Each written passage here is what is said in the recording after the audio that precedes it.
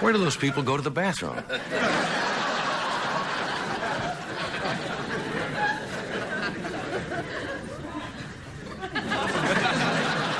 I'm just looking at you for a change. You're looking at me like something's going to happen. What was the temperature out here in the valley today? High, 90s. Something like that.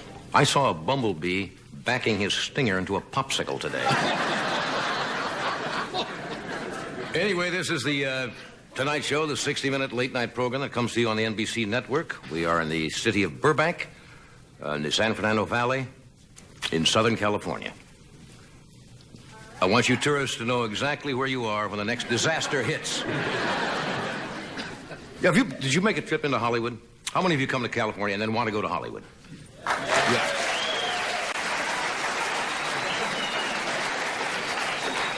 It is not your normal little village.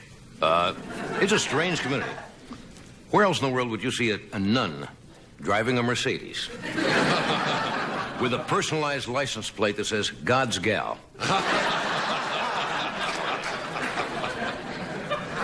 And while you're in Burbank, I like to plug Burbank because it's a nice, friendly community, and it is. Now, with that, I start to zing them, right? No, it is. Yeah. They have a lot of fine restaurants out here that most people don't know about. On Burbank's famed Restaurant Row. My favorite new Mexican restaurant. Have you been there? No. Opened just a couple of months ago. Pepe's Bismol.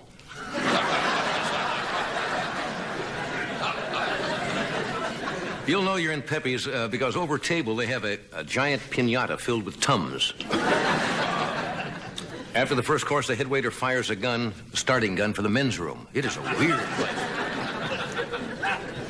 How many of you took the NBC tour today? That's one of the highlights. The way I keep track of the inflation rate in this country is to keep asking the audiences what the tour is today. When we first came out here 10 years ago, I think the tour was $1.25. Right. Now, what is it? What do they charge now? $3.50. $3.50? They ought to be ashamed. But today, if you took the tour, Friday is the big thrilling day. That's when they have the changing of the parking spots. No, they go out and they change the names on the weekend anchor team. Today, I think Trish Toyota became Cynthia Allison. And that's a very big move out there. Have you seen my parking spot? Yeah, I know. So they... Never heard of a parking spot getting applause. Today, some wise guy installed a whoopee speed bump in front of my parking spot. It's kind of a slow news day. In Beverly Hills, there's a street called Rodeo Drive. It's probably one of the most exclusive streets, certainly one of the most expensive. They had a fire on Rodeo Drive today. True. Yeah. You ever seen the Beverly Hills Fire Department? They don't have a Dalmatian. They have a poodle with a little leopard coat. Fireman ran into Gucci's and yelled, "Where's the fire?" And the clerk says, "I have a customer."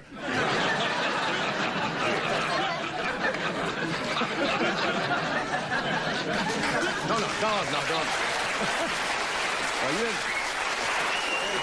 Yes, they would. It has to come from the heart. You don't feel that it was sure there. There was some interesting news about our sister network. Well, not our sister network. I guess our rival network, CBS. Apparently is having some financial problems. They're cutting back on their personnel, including the series stars. And true, if you look at Dallas tonight, you'll notice the Jeffersons are working as domestics for JR. It is particularly bad in the news department. CBS had to cut back on the pine tar for Mike Wallace's hair.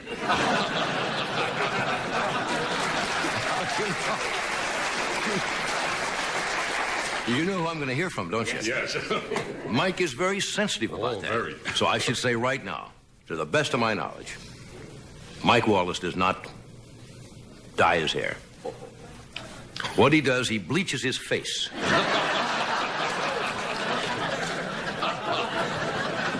So the hair looks a little darker. I don't know. But CBS must be having their problems because I turned on the news the other morning and Charles Kuralt was on the road hitchhiking.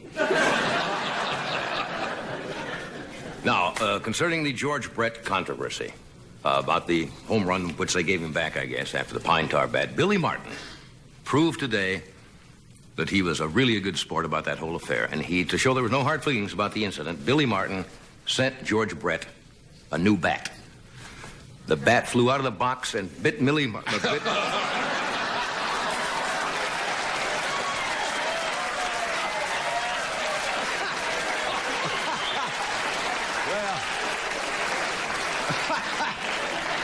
something like that. Bat flew out of the box and bit George Brett on the neck, was the way the joke goes, but it doesn't make any difference now anyway. I do think the Yankees could have been a little more gracious in the way they ended the controversy. I don't think it was nice to say to Brett, give him back his hemorrhoids, too.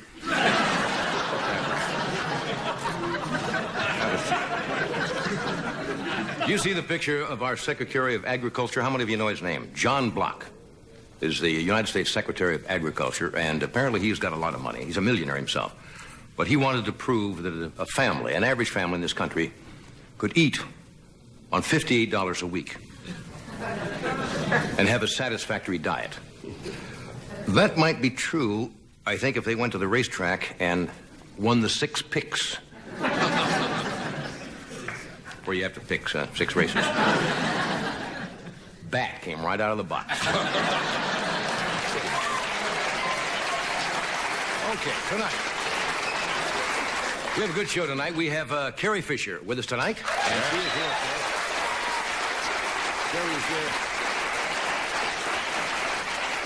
Garry, of course, is here because Return of the Jedi has not been getting enough publicity. It's a big picture. We have Garry Shandling, who's a bright, funny young comedian. We are going to try to show tonight what actually happened in the presidential debate in 1980 between Jimmy Carter and Ronald Reagan. There has been some controversy that Reagan was tipped off, had Carter's briefing book. Tonight we will look at that tape a little more closely, and you folks will be the judge. So thanks for coming, and we'll be back in just...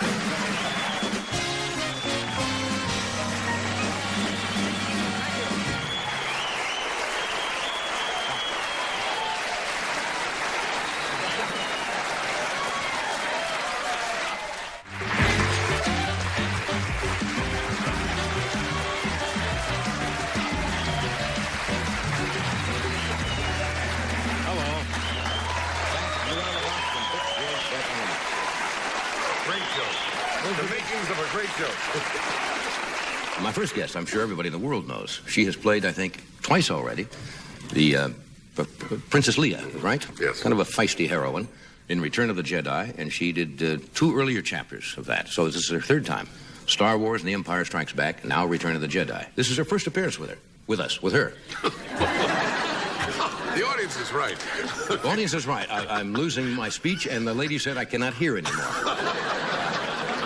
This is a very cruel crowd we have here tonight. They are really out to get This is the first time she's ever been with us. Yes. I'd like to make that clear. Okay. Would you go... Well, would you... Here's Carrie Fisher.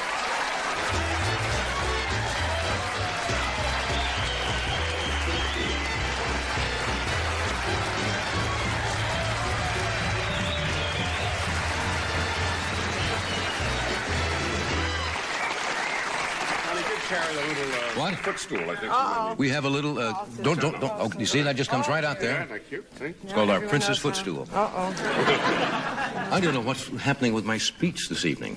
Well, Everything seems to be coming out garbled. You ever have days like that when you start I to... hope it's not tonight, but yes, I do have days like that. You start to say something, and you're either thinking ahead... What do they call that? There's a word for that. Making a big mistake. No, I had it a lot with some of the science fiction talk we had to say. I placed dialogue. information vital to the survival of the rebellion of the memory system of those R2 unit. Give me that again now. That's not easy. I have some... I have placed information vital to the survival of the rebellion of the memory of this R2 unit. That's murder. Yeah. What happens, I think, very often, whether there's television or movies, once you are conscious that it is almost impossible to get it because it starts to get funny. Now Well, you you try to just- get straight and serious, and it just goes. We would have long speeches. That was part of the hologram speech. And Right. you feel like you're just humiliated. And it's over and over and over. And it's just, you'll never get this bucket of old past. You'll never get that bucket of old past blockade. You'll never get, Cut. it's just, Again. Yeah. You see in motion pictures, though, we can't stop. Oh, and no, do you it. mean everyone's going to see this? This is going out. I get to do it over This again. goes out just as it is. You told me, you were said we've not...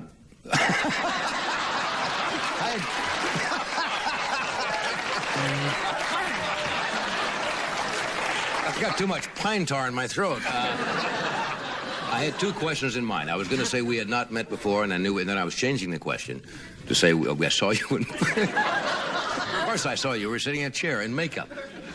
And you said, I'm trying not to be nervous. I said, why would you be nervous on this show? This is easy. I've never been on this show, and Yeah. I do get nervous. I don't know what I'm going to say, and I think I'm going to go... Yeah, don't worry about it. But we did meet, I understand, some years ago in Las Vegas. Yes, but I think I was about 13 years old, and I just used to try and hide in Las Vegas. I don't think it's appropriate to be in Las Vegas at 13. You don't really know what to do. I never did it. The only thing I could figure out to do... Was your mother working there at the time? Yeah, and I was in her act. We probably should establish that you are the child of Debbie Reynolds and Eddie Fisher, right? I guess we should establish that. Well, Let's get it over with. well, people might not remember when you say I was working there. Your mother was working there. So I was working in a nightclub act, and I was 13, so there's not much for you to do. You can't gamble, so I would try and think up things to do. So page people by the pool. Adolf Hitler, please. Mr. Hitler, please. You're kidding. Well, you're 13. You want to make Greta Garbo, and you get people looking around. I mean, Page you people that are work there. gone. What do you do to make it interesting? Well, I was asleep most of the day. How come you would be working in a nightclub act at age 13? Was that allowed? You have to get some kind of special waiver I or guess what? so. Unless, if it wasn't, I'm sure in trouble now. But yes, I worked from 13 to 16 in Las Vegas as part of my mother's act. Right. What'd you do in the show? I sang and flung my chords around and so on. Yeah? Mm-hmm. What else did you do to kill the time in Vegas? You get on page people. I page people. You do things like give surprise parties for people whose birthday it wasn't. Then it's really a surprise.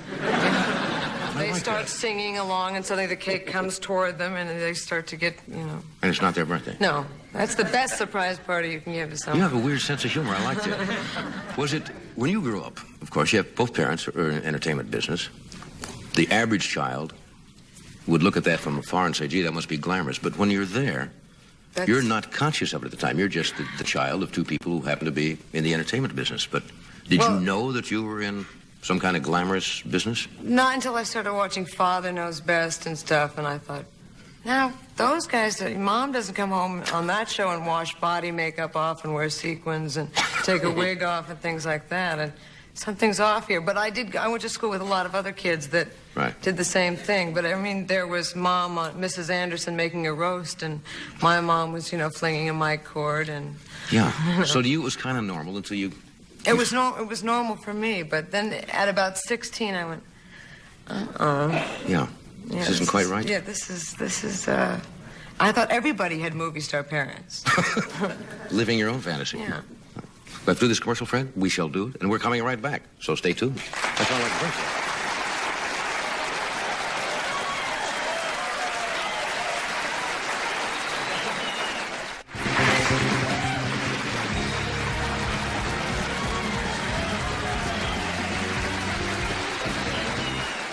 We are back.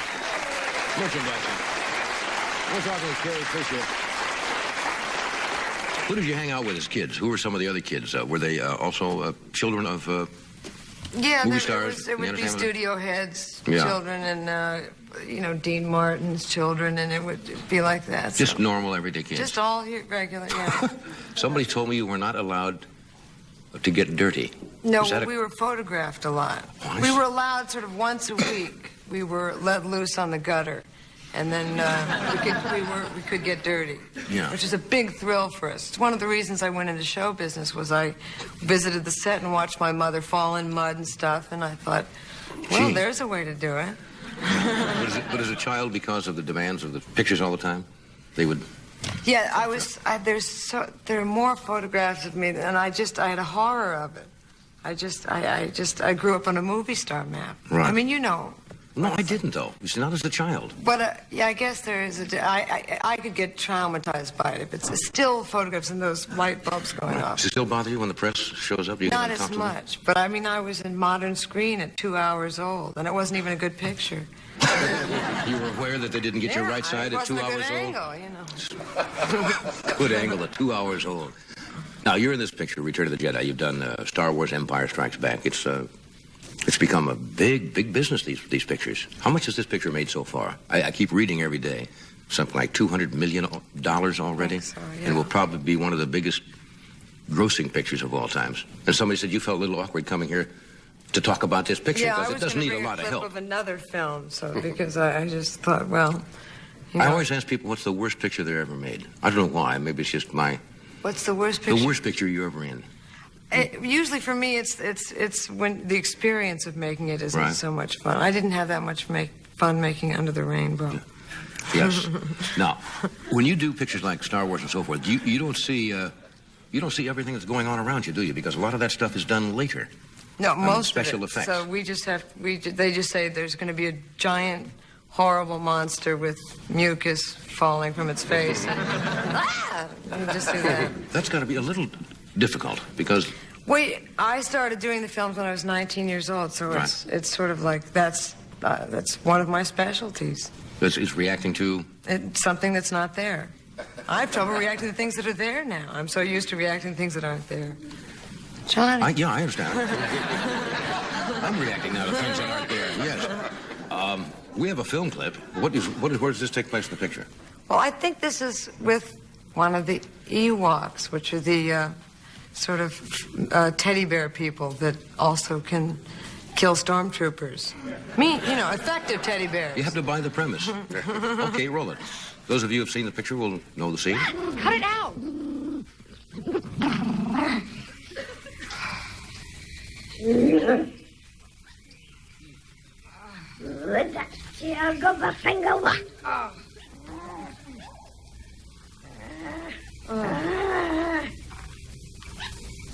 I'm not going to hurt you. Oh. Come on, sit down. I promise I won't hurt you. Now come here. No. All right. You want something to eat?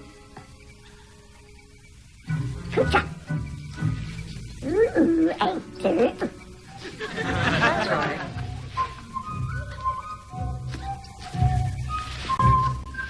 Come on. Hmm?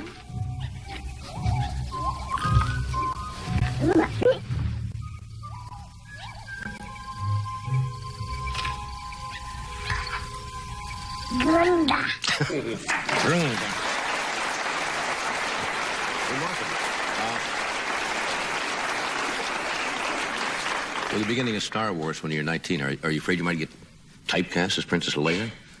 Well, I figure if that happens, I can just go on playing princesses. I can do Princess Margaret in the movie of the week. And Princess Di, just keep going on? Princess Di.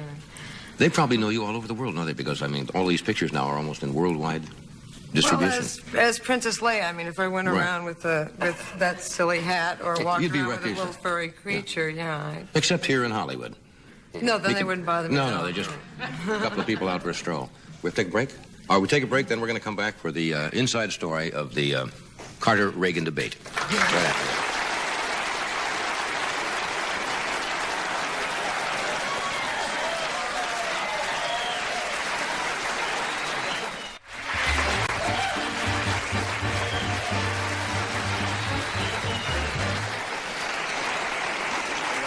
As you know, for some weeks there's been a lot of controversy in the media about the presidential debate of 1980 between then-President Jimmy Carter and Ronald Reagan. And there have been allegations made, and apparently it happened, that somebody from the Carter staff at that time made available to Reagan aides Carter's briefing book. So therefore, Reagan was better able to know Carter's strategy in the debate and anticipate his questions. We thought it'd be interesting to go back and look at that original tape of the debate to see if there was really anything we could pick up that you didn't see the first time. Johnny, is there anything special we should look for in this? No, I don't think so. It's pretty self-explanatory. So we'll show you a small portion of the Reagan-Carter presidential debate of 1980 and see if you can see if there's anything going on.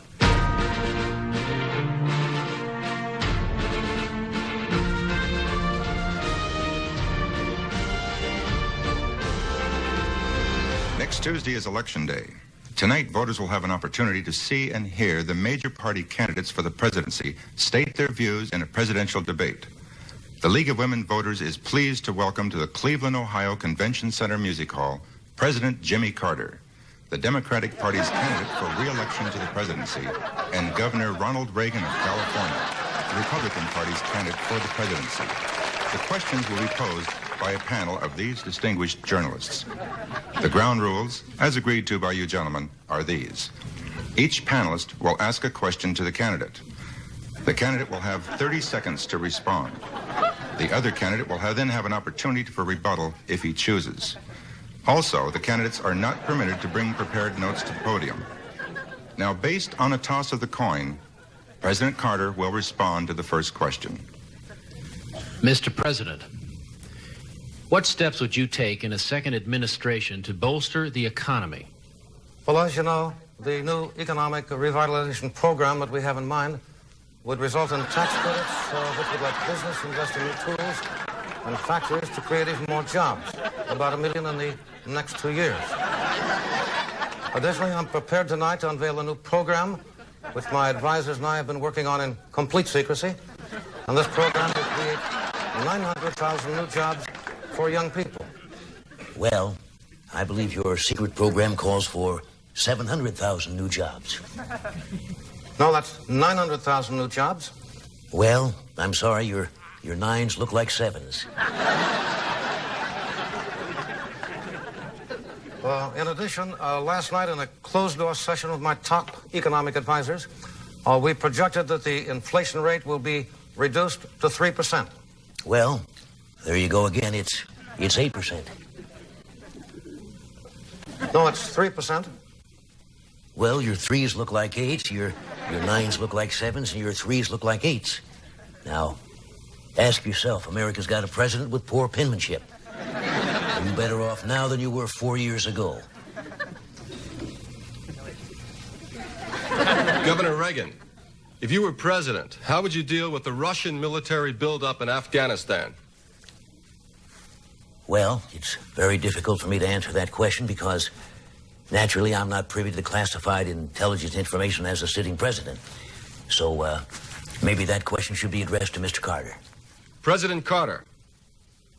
In regard to Afghanistan, the top secret information I have received in my latest confidential military briefings indicates that they have over 4 Russian divisions, and just yesterday these troops are being reinforced with 2 armored divisions and 5 artillery battalions, not counting the 7 squadrons of air support, or the division of paratroopers massed on the border.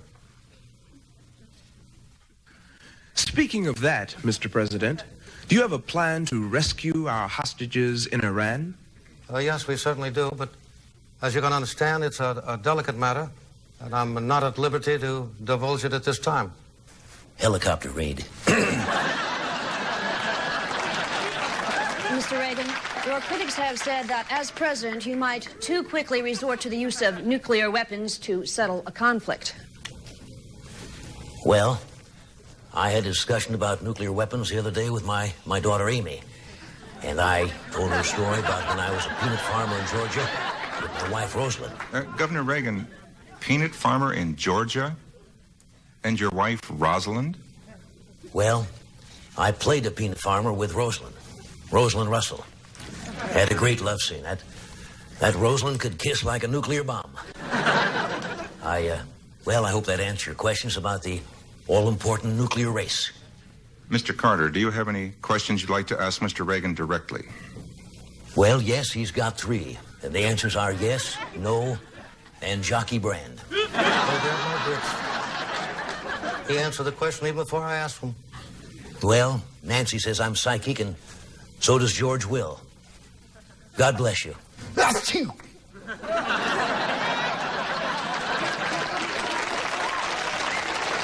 Gentlemen, it's time for a brief summation. President Carter. I'd like to say that Mr. Reagan has demonstrated he has no viable plan for running the country and no understanding about what I've said tonight. Well, that's not true. I have a very clear understanding of what you said tonight. In closing, I'd like to thank the League of Women Voters for staging this debate. I'd like to thank the members of my staff for helping me to prepare. Well, I'd also like to thank the members of your staff for helping me to prepare.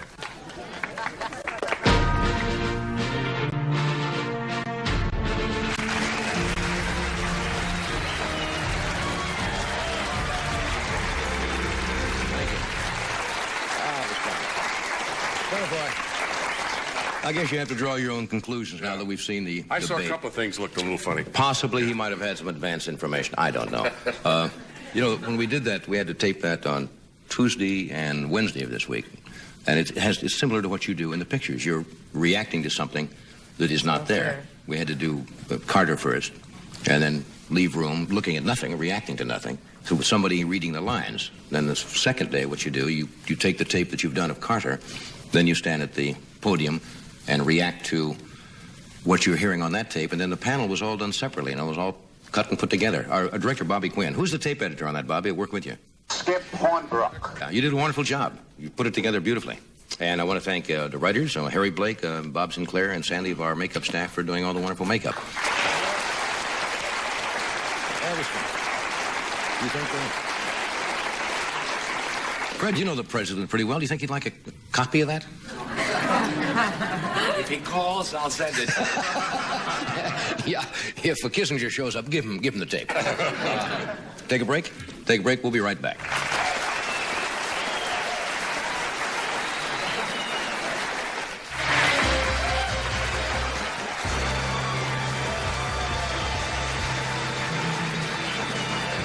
We're back.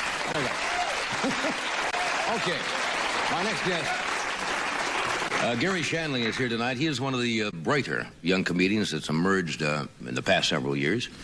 He is currently appearing at the Universal Amphitheater in Los Angeles with Donna Summer. And he's going to be opening for Joan Rivers at the Oakdale Music Theater in Wallingford, Connecticut, August 5th and 7th. And then he's going to tour with Melissa Manchester for a week starting August the 8th. Would you welcome Garry Shandling? Garry?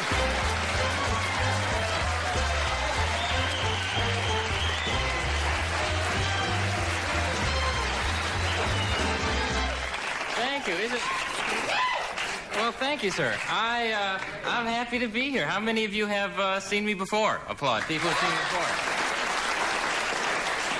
Great. Well, great. There goes that material. No, actually, I write every day, and I keep my material fresh, so it's all right. So, what do you think about this Watergate thing? Boy, that was...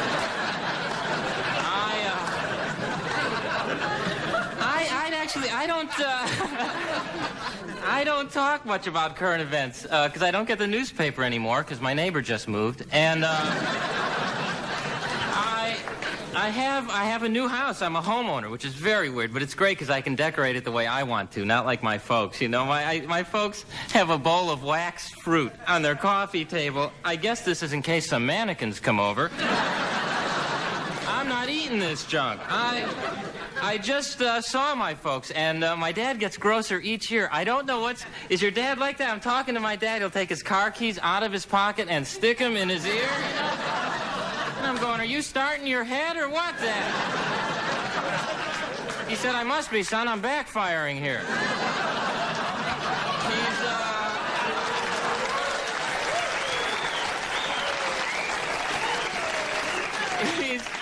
And then he wears this summer outfit now. Does your dad have the summer outfit? Plaid golf cap, white tank top T-shirt, plaid Bermuda shorts. He looks like a thermos, basically, from a distance. I bought him a pair of bikini underwear for Father's Day. I swear to you, it's gross. I realize you don't want to see your dad in bikini underwear. Am I right? He thinks he looks like John Travolta in these things. He looks like Ed Asner, basically. You know, it's great. They don't even fit him. I'm going, both legs have to go in there, Dad. You want to see your dad in boxer shorts. That's a dad's uniform, am I right? The old loose ones where he turns quick, but they stay right where they are. And they get higher each year. It's like the rings on a tree. You can tell how old your dad is by where the elastic band mark. It's a weird... He's a funny man. He likes to hunt, but he won't use a gun or a rifle, so he takes the Buick down to a deer crossing and waits. You know? This is a good spot, son. You know, he's got a scope on the dashboard of the car. He won't have guns or rifles in the house. One time someone broke in and he yelled, "Someone's in the house! Get the car!" So I have this new house. I have moths in my house. I have actually holes in my underwear from moths. I mean, you would think there would be certain garments even moths wouldn't eat. You would think they would go underwear. No. Give it to Mikey. Well, how do they get in the drawer? Do they open the drawer? Has anyone ever seen this happen? Do they all get on the handle and flap real hard? What's going on there? So anyway, I'm happy. I'm like getting older. I'm still single. Those of you who have seen me before know this is like a condition, basically. I did go out. This is great. I went out with Miss Georgia recently. Actually, former Miss Georgia. But all right, it was George Foreman. But what's the difference? So no, this is a true story. I met Miss Georgia at the Miss America contest. I swear to you, and she wore her crown on our date. I mean, I'm serious. And people are looking at us going, "Is this chick eating too much margarine or what?" And she's sitting on the hood of the car waving at people. You know, I'm going, "Get in the car." And so we go. I'm telling you all about my life. So we go to the movies, right? Now, I always embarrass myself with the movies. This is true. When I save a seat for somebody, I hang my jacket up on their chair, so it looks like someone's sitting there, right? You don't have to be assertive. Am I right? It's great. So last week, 8 friends of mine said, "Go down, save our seats for us," right? So I'm sitting there nude, right? And, you know, people are coming up to me going, "Is that seat with the underwear taken?" I said, "Yeah." He said, "Oh, you have moths." I said, "Yeah, do you know how they get in the drawer?" So here's the good part. So I get her home, right? So we go home, and there's always that sexual tension when you're dating, right? I mean, I think I've heard every excuse for a woman not going to bed with me. I remember this one girl actually said, "Look, not with this Falkland Island thing."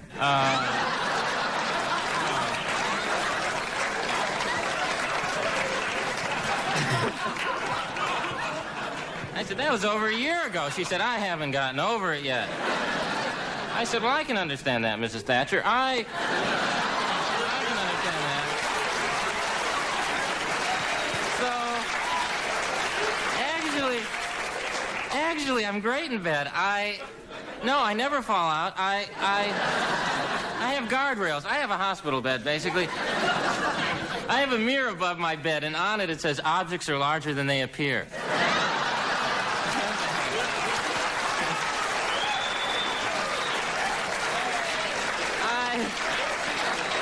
But there's that awkwardness, so you go out, right? So you're there with the girl, and you don't know whether to make the move. You guys know what I mean. And the woman never gives you a signal, right? And you need a clear signal. I need a woman with flashlights going.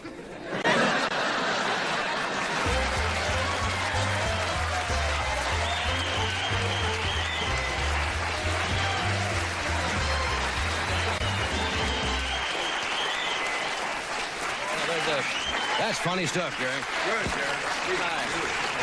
That's very funny stuff. Thanks. You brought up a good observation there. Why do they put rear view mirrors on cars that say objects may be closer than they appear? What good is that when you're driving? I mean, you got to fly there. If you think it's 100 feet back and it's 10 feet off your... Yeah, it's scary. If you see a big, like, Mack truck, you probably figure, it's a Volkswagen behind.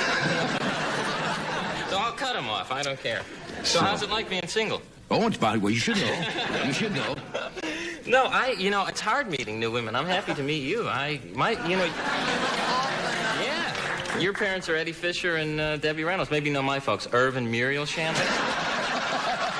Irv and Muriel Shandling?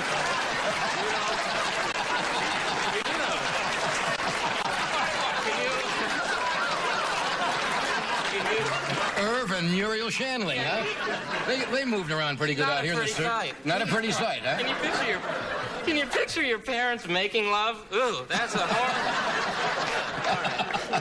Not yours specifically. Of course, I understand. No, it's hard to meet new women. I don't like parties, really. Right. It's to the point now, where if I'm not invited, I don't even go. And right. I have the... How about singles bars? I don't like bars because the guy always has to go on a limb. I wish women would approach guys more because we're easy, basically. I mean, we're tramps, basically. All right. No, I mean, women should approach guys. I mean, if a woman says, "Come on, we're going back to my house," we're not going to go, "Gee, I don't know. I'm retaining water, and I don't know." I just go on. But here's a fake phone number. Give me a call. I just got one of those new cordless remote phones, right? So I can be rejected up to 700 feet from my house. No, that's okay. I'm in the pool.